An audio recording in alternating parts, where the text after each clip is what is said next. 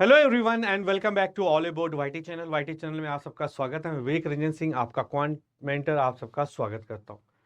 तो जैसा कि आप लोग पीछे देख पा रहे हो, how to clear a bank exam in first attempt. First attempt में एग्जाम कैसे क्लियर करना है।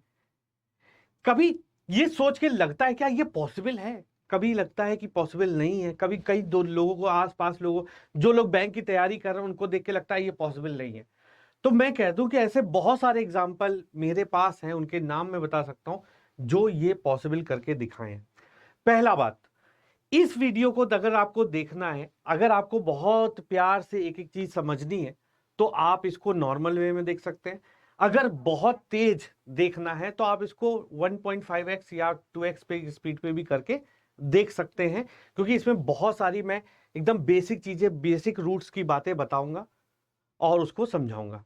तो चलिए शुरू करते हैं कि क्या हम पहले अटेम्प्ट में एग्जाम को क्लियर कर सकते हैं कि नहीं कर सकते। तो देखते हैं। सबसे पहले कोर्ट से स्टार्ट करते हैं।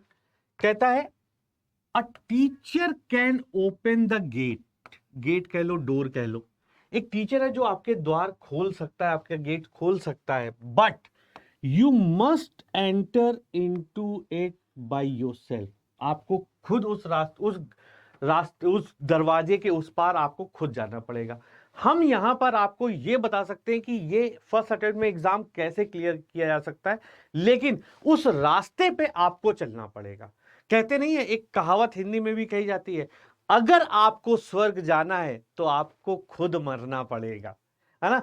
दूसरे के मरने से आप स्वर्ग कभी नहीं जाओगे। अगर आपको स्वर्ग जाना है तो आपको खुद मरना पड़ेगा। इसलिए कि टीचर हम क्या है, हम रास्ता बनाते हैं, आपको मंजिल तक पहुंचेगा, उस रास्ते पे आपको ही चलना होता है। ठीक है, ये बात याद रखेंगे। चलिए चलिए शुरू करते हैं। बहुत सारी चीजें हैं, है ना, बहुत सारी चीजें बताने को है। और कैसे तैयार करेंगे, क्या फेज होता है बच्चे का। अगर एकदम बिगनर, एकदम जीरो से स्टार्ट करेंगे और जीरो से बताएंगे कि आप जीरो से कैसे हीरो तक पहुंचोगे।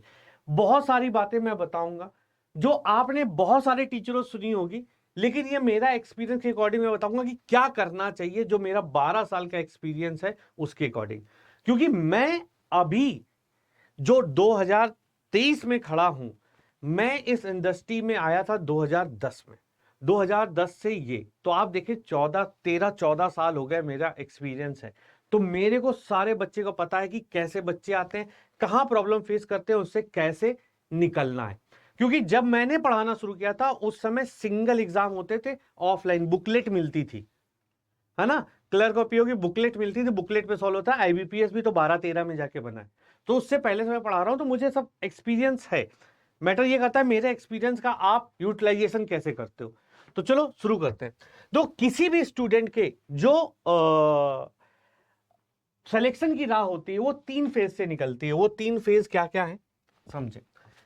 Learn, practice, improve. इन तीनों को जब आप मिलाते हो तब यहां कहीं आपकी सक्सेस होती है, यहां कहीं आपकी सक्सेस लाई करती है। लर्निंग फेज जहां आप लोग सीखते हो, प्रैक्टिस सीखने के बाद आती है जहां आप लोग प्रैक्टिस करते हो, और फिर यहां इंप्रूवमेंट जहां आपका सिलेक्शन की राह तय होती है। अब इन तीनों फेज को कंप्लीट करने के लिए क्या क्या रिक्वायरमेंट है, कैसे आपको करना चाहिए, इन सब चीजों के बारे में हम लोग बात करते हैं। देखिए, अगर हम बात करें आज की, जो कि हमारा क्या बोलते हैं जनवरी चल रहा है, जनवरी लगभग खत्म होने वाला है। अब हमारे पास फरवरी, मार्च, अप्रैल, मई, जून, जुलाई, ये टाइम है खुद को प्रिपेयर करने का। क्यों? रीजन ये है कि जुलाई के बाद अगस्त में, अगर आपने आईबीपीएस कैलेंडर देखा है तो अगस्त में सारे एग्जाम स्टार्ट हो जाने, यानी जून, जुलाई, अगस्त, सितंबर, अक्टूबर, नवंबर, दिसंबर, ये कहीं ना कहीं पूरा संगम, कहते नहीं, चारों तरफ की नदियां आके यहां मिलेगी। यहां पर एक मेला लगेगा और मेले में एग्जाम ही एग्जाम होंगे। तो वो एग्जाम देते समय आप तैयारी नहीं कर सकते, उस जगह आप लोग प्रैक्टिस कर सकते हो, खुद को इंप्रूव कर सकते हो। लर्निंग फेज अभी है। कई बच्चे क्या करते हैं, अभी भी क्लास में भेजते हैं, सर इसका नोटिफिकेशन कब आएगा।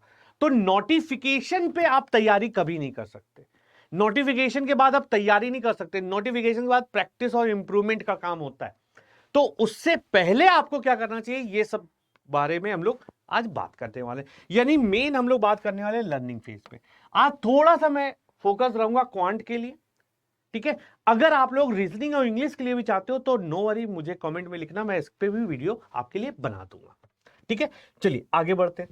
तो देखो लर्निंग फेज अगर हम कहें तो हमारा फरवरी मार्च अप्रैल, हो सकता है बीच में आरबीआई असिस्टेंट आपको एग्जाम देखने को मिल जाए, हो सकता है।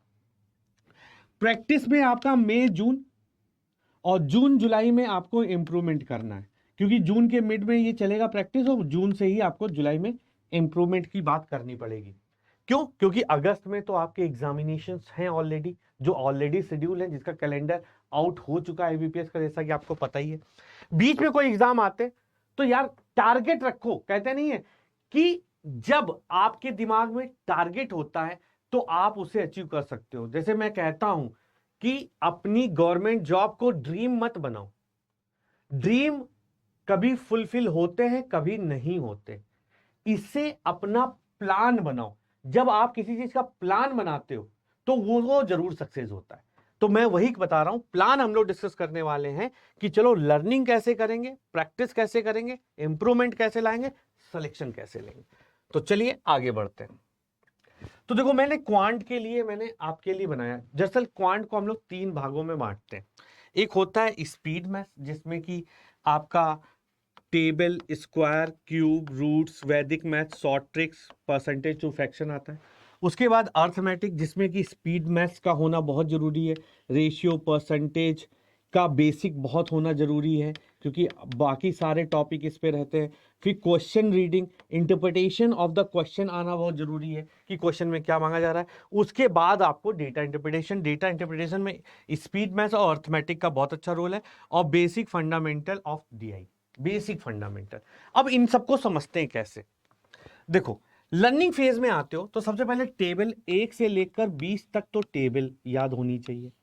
उसके बाद जितने भी प्राइम नंबर होते हैं उनकी टेबल आप लोग याद रख सकते हो, ठीक है।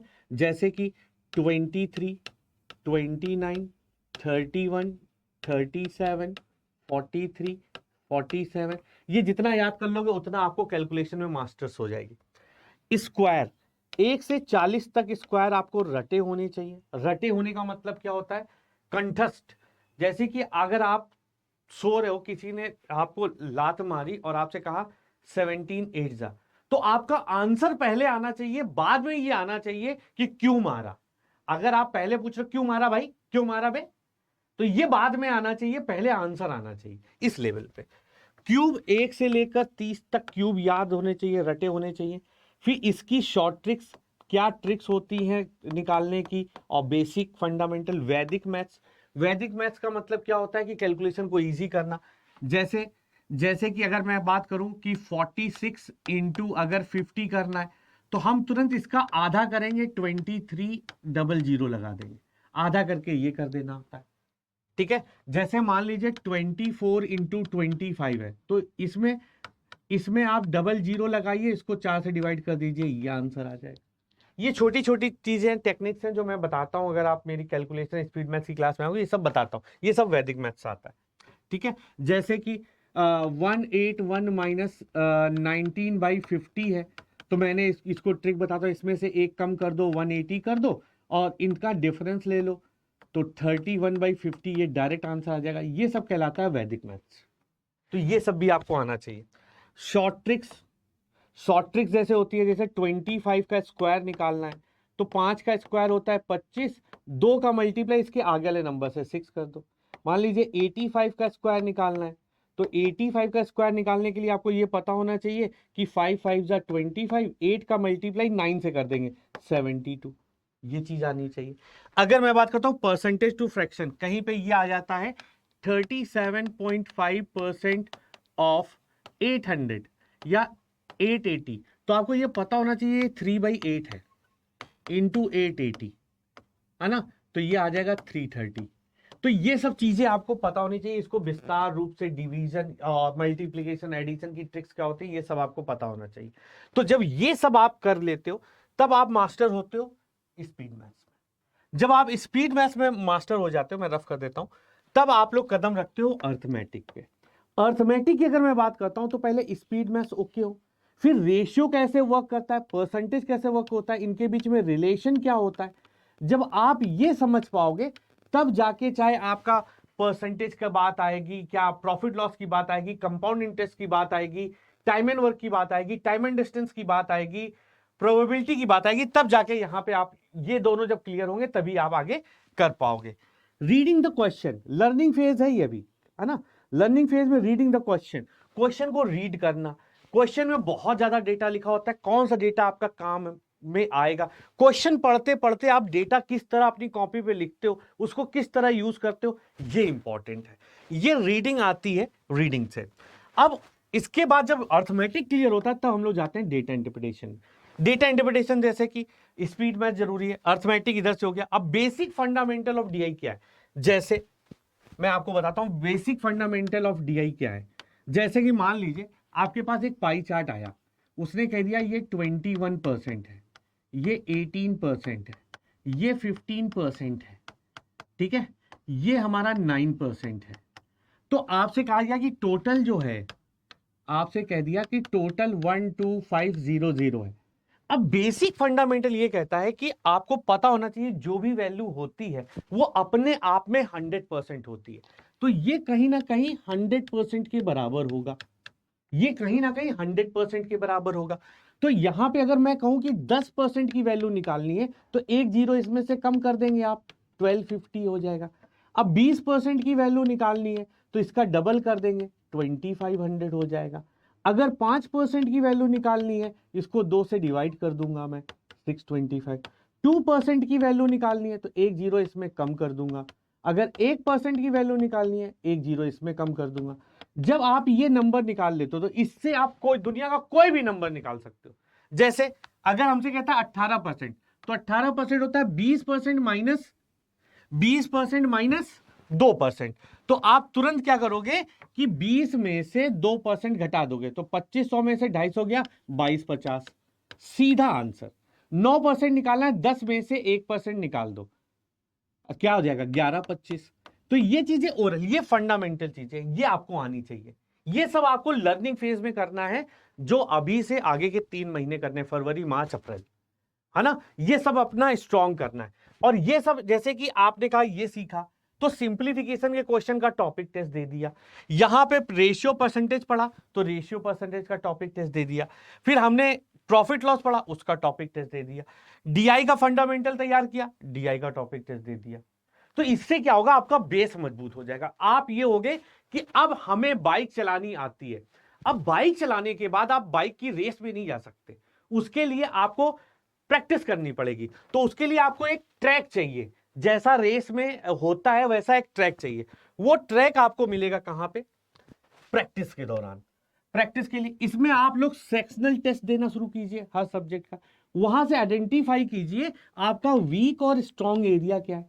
अब बाइक आप चला रहे हो, अब वहां पे कर्व है, आप सीधा तेजी स्पीड जा रहे हो, आपको ये पता होना चाहिए आगे कर्व क्या है, मैप आपको याद होना चाहिए। आपको ये पता होना चाहिए कि इस एग्जाम में देखा जाए तो हर एग्जाम, जितने भी बैंक के एग्जाम होंगे, सिलेबस सेम है, बस डिफिकल्टी लेवल इधर उधर है थोड़ा सा।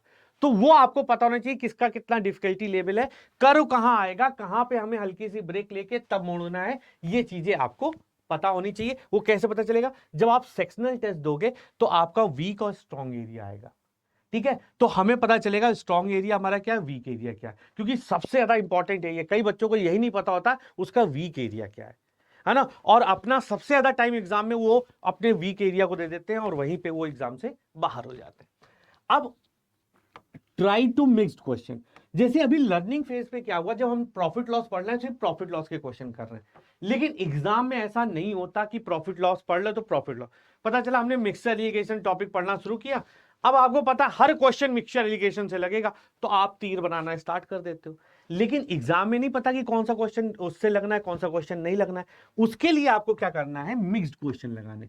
जैसे एक अगर प्रॉफिट लॉस का है तो हो सकता है दूसरा सीआई का आ जाए, तीसरा प्रोबेबिलिटी का आ जाए, चौथा मेंसुरेशन का आ जाए, पांचवा टाइम एंड वर्क का आ जाए। तो उस तरह आपके कॉन्सेप्ट का वो रिवीजन होगा। तो ये प्रैक्टिस सेट है। अब try to practice all the PDF. अब ये कहते नहीं, बच्चे बोलते हैं सोर्स क्या होगा, तो यूट्यूब पे आपको जितनी पीडीएफ मिल जाए, लाइक फैकल्टी पढ़ाते हैं कहते हैं पीडीएफ हमारे ग्रुप में मिल जाएगी। तो पीडीएफ किस लिए मिलती है, अपनी मेमोरी भरने के लिए नहीं मिलती है फोन की। कई बच्चे तो पीडीएफ डाउनलोड करके बस फोन की मेमोरी, उनसे पूछ लो कि कल की पीडीएफ कहाँ है तो हमें पता नहीं। और गूगल से जितनी भी आपको मिले, इतना सर्विस प्रोवाइडर हो गए, आपको इस सब की कमी नहीं। कई बार बच्चे पूछते क्वेश्चन कहाँ से लाए, अरे क्वेश्चन गूगल या यूट्यूब पे सर्च करो ना, बहुत क्वेश्चन मिलने वाले हैं आपको। ठीक है, अब आता है इंप्रूवमेंट की बात। तो ये आपका मई और जून में चलेगा। जून और जुलाई में आप लोग सीधे मॉक टेस्ट पे आ जाएंगे, और मॉक टेस्ट आपके एटलीस्ट 3 सर्विस प्रोवाइडर के होने चाहिए। 2 मैं सजेस्ट कर देता हूं, ऑलिव बोर्ड, अरे यार ये इधर है, 1 मिनट, कलर ये दिखाई नहीं दे रहा होगा। पहला मॉक है ऑलिव बोर्ड, ऑब्वियसली ये किसी का मोहताज नहीं है। दूसरा है प्रैक्टिस मॉक,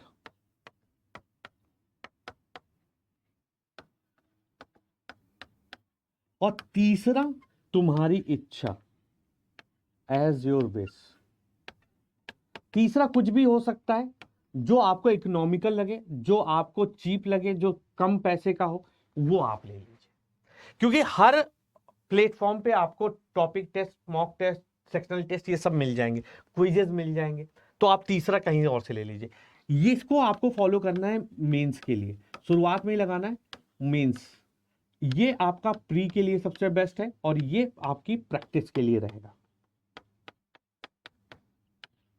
ठीक है, तो इससे जाना है, इससे इंप्रूव करना है। बात समझ में आ गई। और एक बहुत इंपॉर्टेंट होता है पर्सनल गाइडेंस, वो हम आपको प्रोवाइड कराएंगे। पर्सनल गाइडेंस हम आपको प्रोवाइड करेंगे। पूछो कैसे? अगर आप लोग यहां तक वीडियो देख चुके हो तो मैं चाहता हूं सभी बच्चे, अगर ये वीडियो अच्छी लगी हो तो लाइक कर देना और दोस्तों के साथ शेयर जरूर कर देना, उनको भी पता चले कि कैसे तैयार किया जाता है। ठीक है, तो उसको करने के लिए एक प्रोग्राम है। मैं कोई फोर्स नहीं कर रहा हूं, ये आप लीजिए, आप उसको जो मैंने बताया स्ट्रेटजी उसको भी फॉलो करेंगे तो आपका निकलेगा। लेकिन एक बार अगर आपने वीडियो यहां तक देखी है, इसके बारे में समझ लीजिए। 2023 हमारा टारगेट है कि मैक्सिमम से मैक्सिमम बच्चों को हम लोग टारगेट कर रहे हैं 30 से 40% बच्चे जो बैंक में सेलेक्ट हो वो इस बैच के हो। इस बैच में ऐसा क्या है कि सर आप इतना बड़ा टारगेट लेके चल रहे हो? इस बैच में ऐसा है कि मेंटरशिप प्रोग्राम, जैसे कि आप कोई भी बैंक एग्जाम देने जा रहे हो, मेंटरशिप, जिसमें कि 1-to-1 mentor, dedicated super mentor मिलेगा, फैकल्टी मेंबर मिलेंगे जो कंटिन्यूस सपोर्ट करेंगे, weekly doubt clearing and the progress tracking मिलेगी। प्रोग्रेस ट्रैकिंग की अगर हम बात करें, जैसे कि मैं आपको एक एग्जाम दूंगा, आपका मैं देख रहा हूं, मेरे पास ये रिकॉर्ड होगा। अगर आप मेंटरशिप लेते हो और मेरा नाम यूज करते हो कोड का विवेक VIV के, तो मेरे पास ये डेटा रहेगा कि तुम ऑलिव बोर्ड ऐप पे कौन सी वीडियो देख रहे हो, कौन सा टेस्ट दे रहे हो, ये सब मेरे पास रहेगा। फिर मैं आपका स्कोर देख के बताऊंगा कि नहीं तुमको ये टेस्ट देना चाहिए, तुमको ये वीडियो देखनी चाहिए। क्यों? क्योंकि इस टेस्ट में तुम्हारा ये पर्टिकुलर सेक्शन खराब हुआ था, तो तुमको ये वीडियोस देखनी चाहिए। इस वीडियो के बाद जो प्रैक्टिस सेट दिया है वो आपको करना चाहिए। ये सारा काम हमारा रहेगा पूरा। साथ ही साथ आपको सारे मॉक, सारे लाइव क्लासेस, सारे एग्जाम के, क्योंकि भाई जब एग्जाम आएगा तो नए कोर्स आएंगे, तो कोर्स को अपने आप को इनहेंस करने के लिए आपको कोर्स लेना होगा। तो आप इतने पैसे क्यों बर्बाद करोगे? आपको ये पता है कि कम से कम 10 से 15 एग्जाम होने वाले हैं। अगर आप एक एक एग्जाम के लिए पे करोगे, अगर मिनिमम 2000 भी हम ले लें तो 30,000 तो आपका ये कोर्स का पैसा लग गया। अब इंटरव्यू 4 से 5 तो आप इंटरव्यू भी दोगे, तो 4-5 इंटरव्यू 5,000 के हिसाब से 20,000 ये हो गया। ठीक है, फिजिकल बुक्स कम से कम 2,000 रुपए की। तो इतना सारा कुछ खर्च करने की जरूरत नहीं है। अगर ये वीडियो आप देख रहे हो तो आप मेंटरशिप बैच को आज ही परचेज कर सकते हो बाय यूजिंग द कोड विवेक। क्यों? क्योंकि अभी चल रहा है रिपब्लिक डे ऑफर, अभी चल रहा है रिपब्लिक डे ऑफर। इस सबसे सस्ता ये 2 या 3 दिन में मिलने वाला है, तो आप इसको लेके आप तैयारी कर सकते हो। वैसे आप खुद भी उसको फॉलो कर सकते हो, तो भी आप कर सकते हो, जरूरी नहीं ये बैच लेना। लेकिन हाँ, ये बैच ले लोगे तो हम तुम्हारे साथ पर्सनल गाइडेंस के साथ जुड़ जाएंगे, मैं अपना एक्सपर्टीज आपको दे पाऊंगा, आपको समझा पाऊंगा ये करना चाहिए, ये नहीं करना चाहिए, और ये इस तरह करना चाहिए, इसको इस तरह बिल्कुल नहीं करना चाहिए। होप आपको ये वीडियो पसंद आया होगा। अगर पसंद आया तो हिट द लाइक बटन, और अगर आप अदर सब्जेक्ट की भी स्ट्रेटजी जानना चाहते हो तो कमेंट करके बताइएगा, मैं जरूर उसकी भी वीडियो बना के लाऊंगा। तो इस वीडियो में इतना ही, मिलते हैं नेक्स्ट वीडियो में। Till then bye bye, take care, thank you guys.